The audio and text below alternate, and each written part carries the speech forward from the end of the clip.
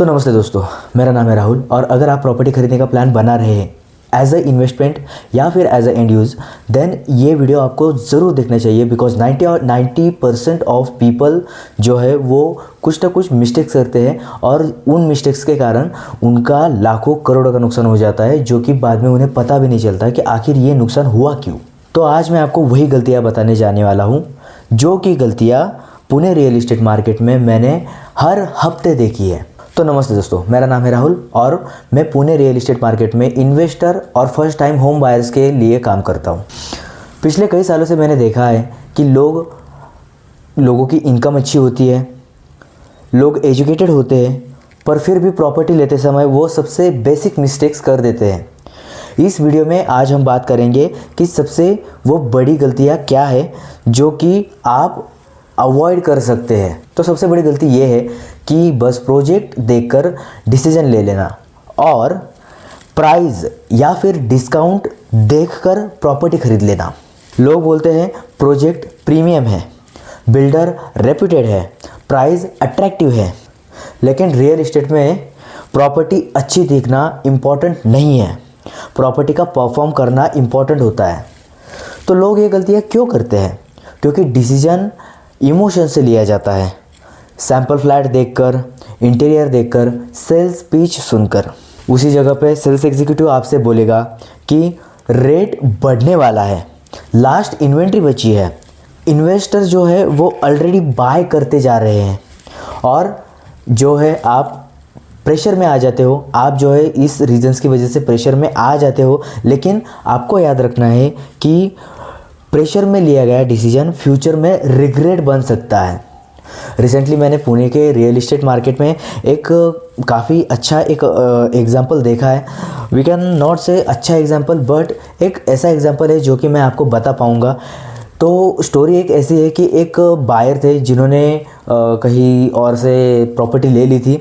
तो उन्होंने लिया था एक 2 BHK प्रोजेक्ट, काफ़ी अच्छा था, काफ़ी रेप्यूटेड था।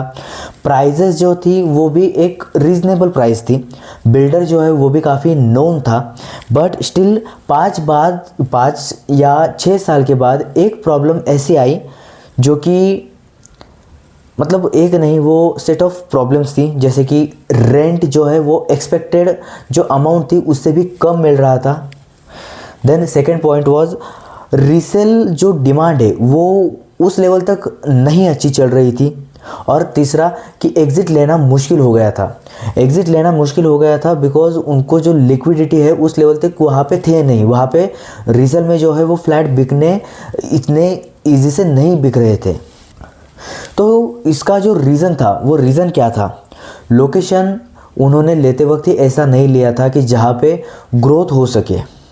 सप्लाई जो है वो उस एरिया में काफ़ी ज़्यादा थी। नियर अबाउट हर एक टावर में 500 से 600 नियर अबाउट एक इन्वेंट्रीज थी, जो कि कुछ ना कुछ रीजंस की वजह से वहाँ पे रीसेल के लिए आ रही थी। Pardon, not tower, it was society. और सबसे बड़ा प्रॉब्लम ये था कि वहाँ पे इंफ्रास्ट्रक्चर जो था वो बस फ्यूचर प्लान बनकर ही रहा था, एक्चुअल में उस पर कुछ भी इम्प्लीमेंटेशन नहीं हुआ था। तो करेक्ट अप्रोच क्या है? Rule number 1, location is always greater than any project. Project 5 से 7 साल पुराना हो सकता है, लेकिन लोकेशन जो है वो एक लाइफ टाइम डिसीजन होता है। रूल नंबर 2, डिमांड चेक करो। खुद से पूछो कि यहाँ पे रेंट जो है ये कौन दे सकता है। वेदर वो IT पर्सन ज़्यादा रेंट देना चाहेगा या फिर कोई बिजनेस कम्युनिटी है जो कि ज़्यादा रेंट देकर यहाँ पर रहना चाहेगी। और रीसेल में बायर ऐसा कौन होगा जो कि यहाँ पे फ्लैट लेना आगे चलकर इम्पोर्टेंट समझेगा। यहाँ पे अगर उसे रीसेल प्रॉपर्टी मिले तो वो खरीदने के लिए अपने एंड से विश करेगा, वो लेना चाहेगा। देन रूल नंबर 3, एग्ज़िट जो है वो आपको सबसे पहले सोच के रखनी है। इन शॉर्ट, प्रॉपर्टी जो है वो लेते समय नहीं, बेचते समय पैसा कमाया जाता है। ये जो बात है ये आपको अपने माइंड में लॉक करके रखनी है। और रूल नंबर 4 इज़ नंबर्स देखो, यानी कि आपको बस इमोशंस में बह नहीं जाना है। रेंटल यील्ड आपको देखनी है, एप्रिसिएशन कैसे होने वाला है, उसके पीछे जो फैक्टर्स है वो क्या रहने वाले हैं। अगर यहाँ पे ग्रोथ आने वाली है तो यहाँ पे रीज़न क्या है, जैसे कि मेट्रो स्टेशन हो सकता है, या फिर कोई रिंग रोड हो सकता है, या फिर कोई हाईवे हो सकता है। इन सारी चीज़ों को आपको देखना है, जो डेटा है इस पे ज़्यादा वर्क करना है। और सबसे बड़ा जो पॉइंट है वो है कि होल्डिंग पीरियड यहाँ पे कैसे रहने वाला है, यहाँ पे भी आपको थोड़ा सा विचार करना चाहिए। Investor versus first time buyer. Investor के लिए फोकस होना चाहिए, क्या होना चाहिए, cash flow, exit timeline and liquidity. इन 3 चीज़ों को इन्वेस्टर को जो है वो फोकस पे रखना है। बाद में फर्स्ट टाइम जो बायर है उनके लिए क्या होना चाहिए, सबसे पहले जो डेली ट्रैवल है वो वहाँ से कैसे रहने वाला है। अगर आप किसी लोकेशन में फ्लैट ले रहे हो तो वहाँ से क्या आपको मेट्रो की कनेक्टिविटी है, क्या आपको बस कनेक्टिविटी है, क्या आपको रेलवे से कनेक्टिविटी है, या फिर आपका जो एयरपोर्ट है वो आपके घर से कितना दूर है, हाईवेज जो है वो कितने दूर है। ये सारी चीज़ों का आपको इम्पोर्टेंस देनी है।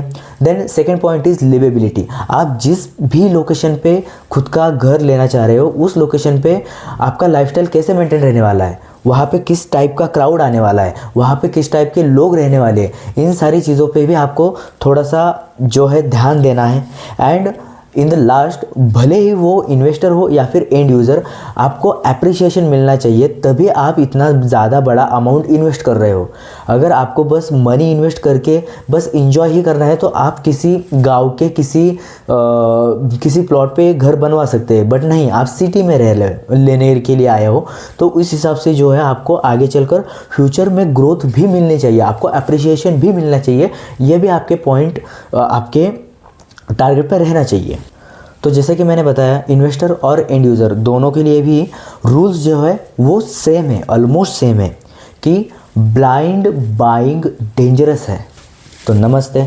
अगर आप पुणे रियल एस्टेट मार्केट में इमोशन से नहीं बल्कि लॉजिक और डेटा से प्रॉपर्टी खरीदना चाहते हैं, या फिर पुणे का जो रियल एस्टेट मार्केट है इसे समझना चाहते हैं, तो इस चैनल को देखते रहिए। राहुल गिरी साइनिंग ऑफ।